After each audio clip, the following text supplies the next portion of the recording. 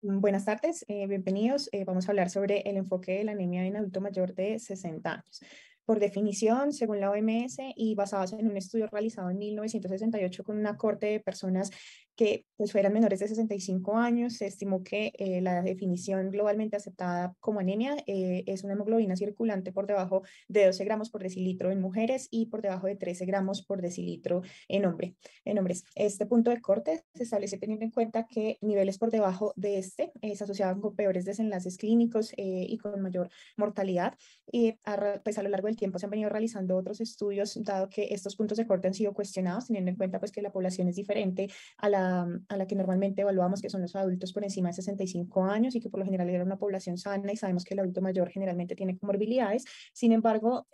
dos nuevas definiciones que se han establecido no han demostrado tener una diferencia estadísticamente significativa o que parta pues un precedente importante. Entonces la definición que globalmente se acepta es la de la OMS y se trata sobre esta de la hemoglobina por debajo de 12 para hombres, para mujeres, perdón, y debajo de 13 para hombres. En relación a esto, también es importante tener en cuenta algunas variables preclínicas porque es un valor que netamente depende de la medición en el laboratorio. Entonces, en la medición de este, pues se debe tener en cuenta primero la altitud de la residencia de la persona. No es lo mismo las personas que viven a nivel del mar que aquellas que están en Bogotá, pues, o que viven en alguna parte donde la presión de oxígeno, pues, tiende a ser menor. El tabaquismo, el hábito tabáquico activo, pues se asocia con niveles más altos de hemoglobina, que pues es una adaptación fisiológica, y variaciones fisiológicas del volumen plasmático que pueden presentarse en situaciones de estrés, en situaciones de infección o deshidratación, donde vamos a tener una falsa poliglobulia o una anemia que puede parecer con valores normales y realmente es más debido a la disminución del volumen plasmático o al aumento del mismo, por ejemplo, en falla cardíaca o en cirrosis o en estados de edema, y en los grupos étnicos, y esto va en relación, por ejemplo, a los pacientes de raza negra, en quienes podemos ver quizás un poco con mayor frecuencia las talasemias y pues puede asociarse con anemias leves sin manifestaciones clínicas mayores. En cuanto a la epidemiología, sabemos que la anemia es más frecuente en las personas adultas mayores y es relevante porque se asocia con peores desenlaces en salud. Tanto la anemia severa como todos los tipos de anemia, definiendo anemia severa con un punto de corte por debajo de 10, se asocia con peores desenlaces clínicos y su incidencia tiende a ser mayor a medida que aumenta la edad, siendo alrededor de 15% entre los 64 y 69 años y alcanzando casi un 40% por encima de los 90 años. Es más frecuente en los pacientes más frágiles y en las poblaciones especiales, el 40% de los adultos institucionales, el 40% de los pacientes hospitalizados y hasta el 47% de los institucionalizados. Importante que no es una etiología única, por lo general la anemia es multicausal y requiere pues un enfoque interdisciplinario para poder llegar pues a un abordaje adecuado.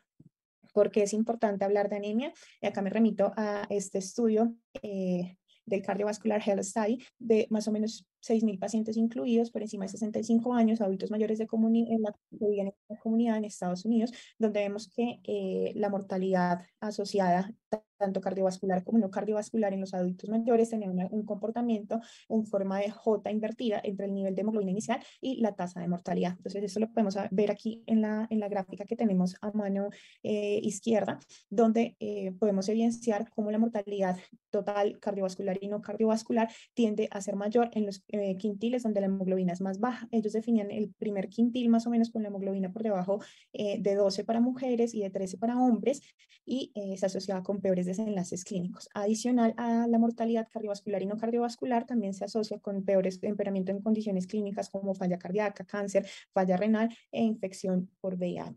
No se tiene claro la relación causal existente entre estos desenlaces clínicos, si se deben en sí a la anemia per se o si por el contrario la anemia forma parte como un marcador de una enfermedad más severa y es un indicador indirecto de peor respuesta a las terapias convencionales, pero se ha estimado esta asociación y es importante tenerlo en cuenta.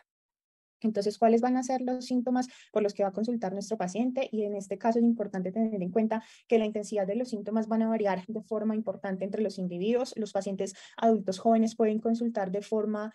más temprana porque carecen de comorbilidades, entonces el desarrollo de fatiga, disnea, pues va a ser llamativo, mientras que en el paciente adulto mayor la fatiga o la disnea por una comorbilidad cardiovascular o pulmonar pueden pasar desapercibidas. Generalmente los síntomas de la anemia van en relación con la disminución de la capacidad de llevar oxígeno a los tejidos que están en funcionamiento. Entonces, como hemos dicho, fatiga, disnea, puede haber palidez, frialdad en las extremidades, taquicardia, cefalea. En los pacientes puede haber dolor torácico y más si hay cardiopatía isquémica por ese desbalance entre el aporte y el consumo de oxígeno. Puede haber mareo, síncope e incluso puede haber desarrollo de hipotensión. También va muy de la mano con la velocidad en la que se instaura el síndrome anémico. Entonces, si es una velocidad más lenta y gradual por un déficit o por un sangrado crónico que es escaso, pues se van a disparar mecanismos fisiológicos que van a permitir al cuerpo adaptarse a ese estado de hipoxia, por decirlo de alguna forma,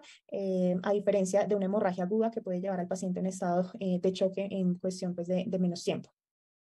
Lo otro que hay que tener en cuenta son los síntomas de alerta, que se los pongo en este cuadrito rojo y subrayado, y que va en relación a aquellos síntomas que deben ser banderas de alerta en los pacientes y que deben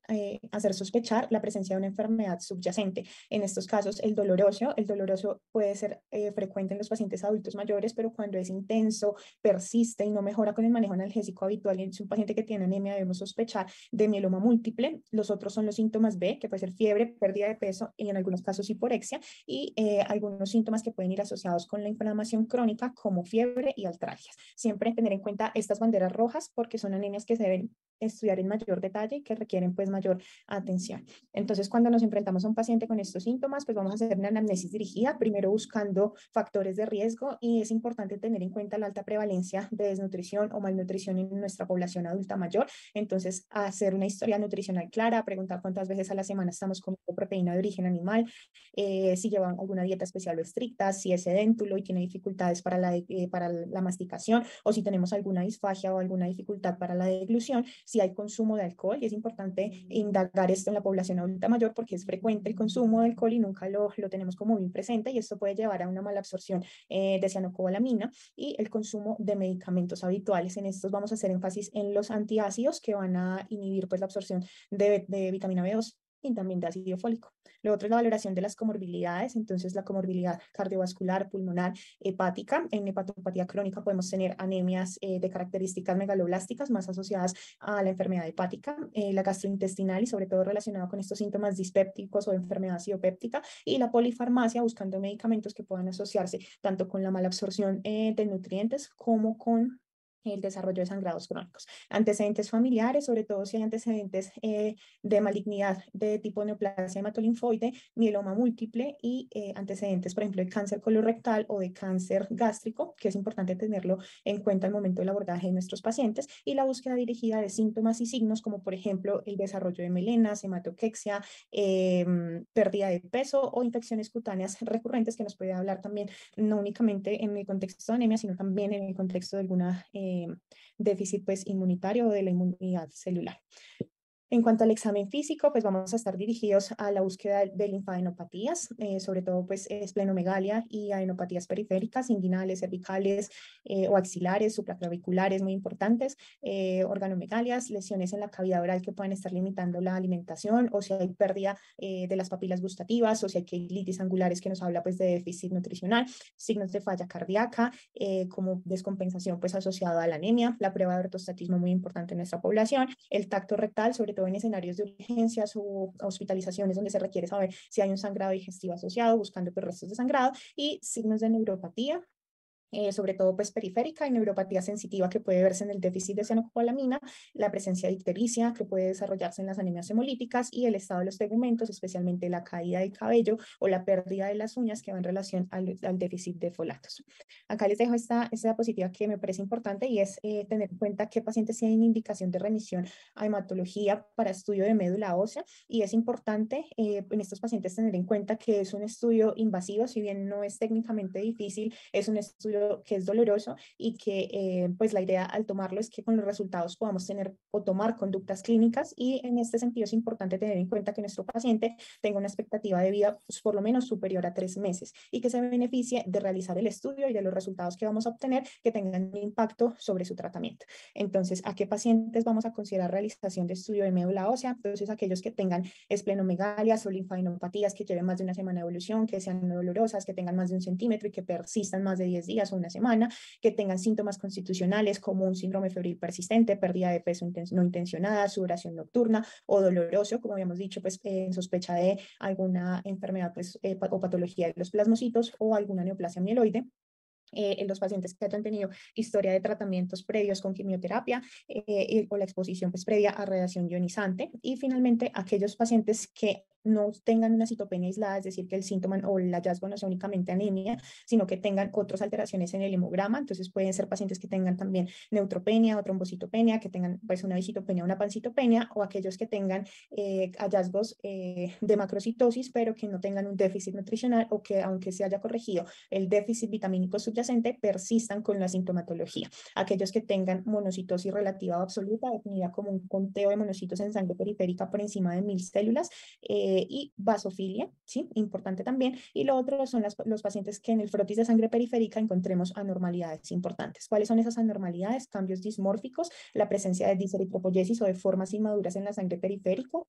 o aquellos que tengan dacriocitos, que nos podría hablar de una mieloptisis subyacente. Entonces, todos estos pacientes requieren la remisión a hematología y la realización de un estudio de médula ósea. Los estudios diagnósticos iniciales que vamos a optar,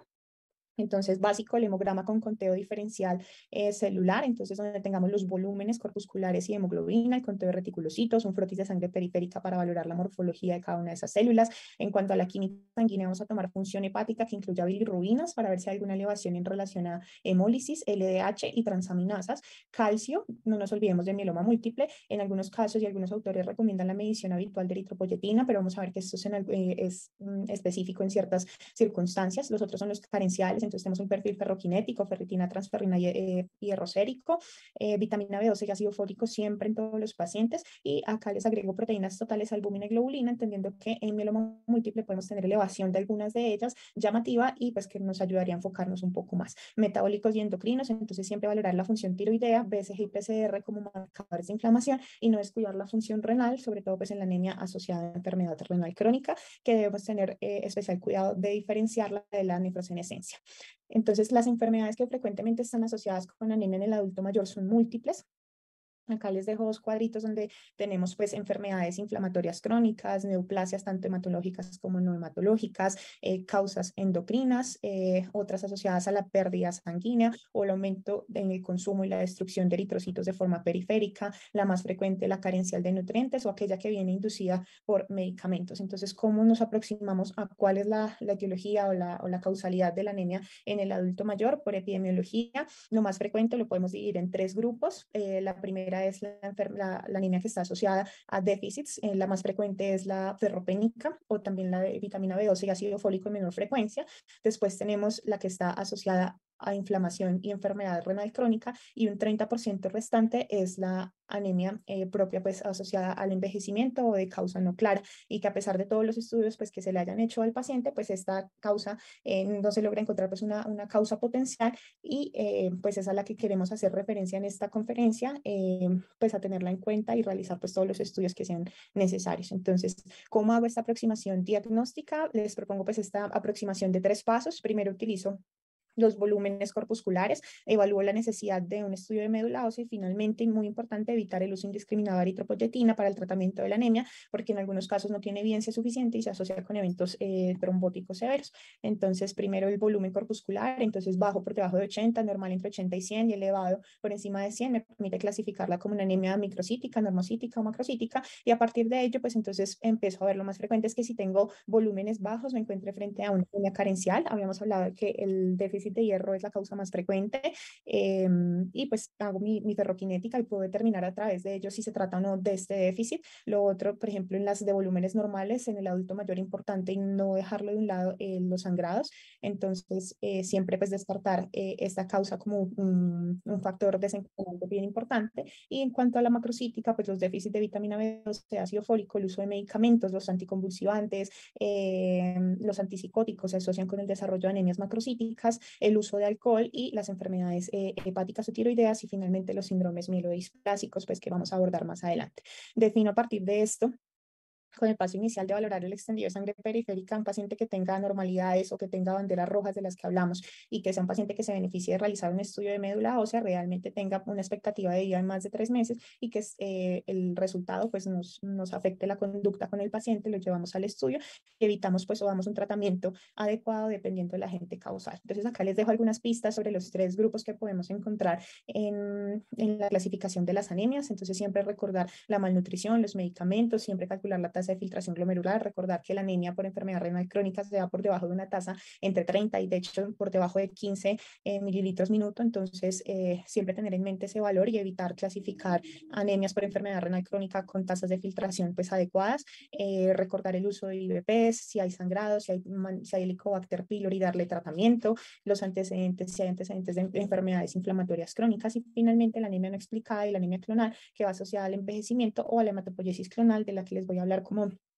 un brochazo grande para tenerlo en mente pues, y para futuras investigaciones. Porque es importante hablar de esta anemia en el adulto mayor, pues acá les hice como un resumen de los principales estudios del impacto específico en la población geriátrica, entonces se asocia con un menor performance status, mayor incidencia de fragilidad, discapacidad cognitiva, riesgo de caída,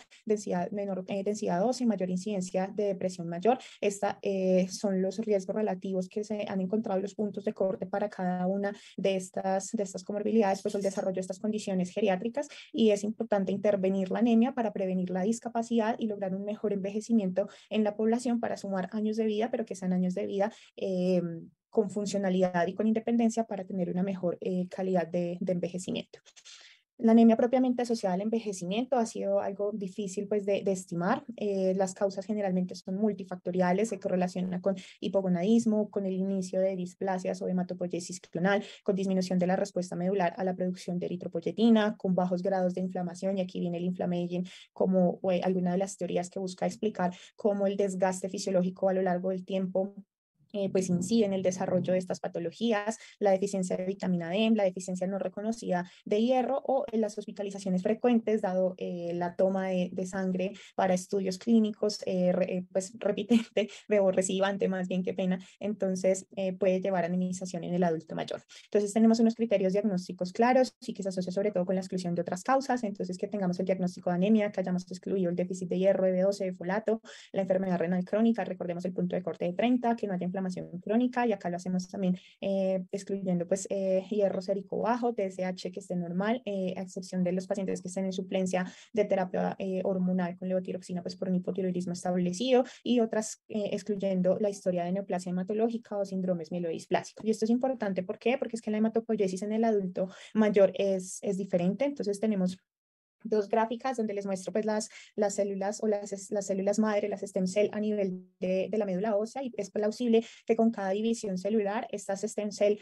pues tengan como una producción, que la capacidad que ellas tienen de contribuir a la producción de células sanguíneas disminuya y estas células madre que tienen un potencial reducido pues aumente para compensar la pérdida de la función de otras células madre que vienen de forma pues más individual. Se habla de que cada stem cell tiene más o menos un periodo de replicación de cada 4 meses y en el adulto mayor tiende a replicarse o este tiempo se acorta. Cuando se acorta este tiempo y la célula se divide, pues tiene mayor probabilidad de ganar defectos en su ADN y esto hace que se generen clonas que pueden seleccionarse y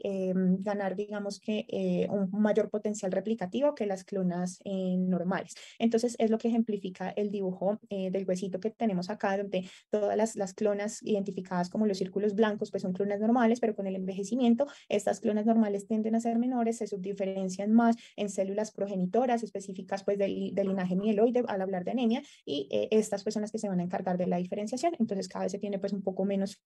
de stem cells a nivel de médula ósea. Esa es la diferencia entre las células precursoras a nivel pues, de las personas jóvenes y a nivel pues, de los adultos mayores. Los mecanismos moleculares pues, pueden ser intrínsecos y algunos extrínsecos. Lo más frecuente es el daño de ADN que habíamos hablado que se acumula a lo largo del tiempo y por la replicación celular. Puede también ser un daño aleatorio. Estas células envejecidas pues, acumulan estas señales de daño. También son células senescentes que se pueden detener irreversiblemente en el ciclo celular y se acumulan durante el envejecimiento envejecimiento normal, y finalmente la polaridad, que habla como la disminución o la distribución asimétrica de proteínas específicas, que finalmente pues llevan a los cambios asociados a nivel medular con el envejecimiento y la mayor probabilidad de desarrollar neoplasias mieloides en algunas poblaciones. Esta es digamos que lo último que tenemos en clasificación de las alteraciones específicas en médula ósea y citopenias. Entonces, tenemos estos 4 grupos donde tenemos inicialmente, o en anemia pues no clasificada en adulto mayor, pues la citopenia idiopática de significancia indeterminada, donde únicamente tenemos pacientes que tienen una citopenia pero que no tienen mutaciones somáticas o alguna alteración que explique el desarrollo de la citopenia. Después tenemos lo que llamamos o lo que conocemos como CHIP, que es la hematopoiesis clonal de potencial indeterminado. Entonces son clonas que tienen una mutación somática específica pero que no han tenido algún síntoma asociado ni una citopenia periférica. Tenemos la citopenia clonal de significado indeterminado, que es la tercera, donde ya hay una mutación somática que lleva a una citopenia. Y finalmente, en este es importante tener en cuenta el riesgo de progresión a una neoplasia mieloide a 10 años, que es alrededor del 95%, al igual que cuando progresan síndromes mielodisplásicos, donde además de